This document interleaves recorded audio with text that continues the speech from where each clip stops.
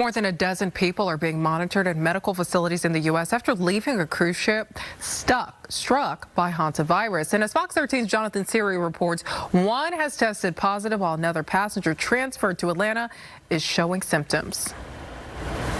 Passengers from a Dutch-based cruise ship are returning to their home countries after a deadly hantavirus outbreak on board. 17 American citizens and an American-British dual national arrived in Omaha overnight for assessments. 2 were then flown to an Atlanta medical facility. Officials say this is to free up space at the University of Nebraska's biocontainment unit in case any passengers there need treatment.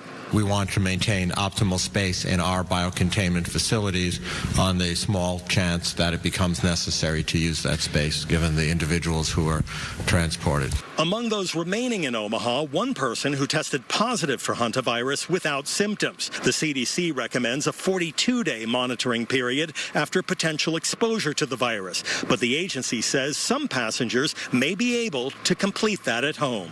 First and foremost, do they remain symptom-free? But then also, do they have all the structures and support to be able to continue that period at home? Health officials in at least 6 states are also monitoring people who left the ship before an outbreak was detected. Hantavirus is typically contracted from rodent exposure, but this particular strain can be transmitted between people in close contact. The risk of hantavirus to the general public remains very, very low. It requires prolonged close contact with someone who is already symptomatic.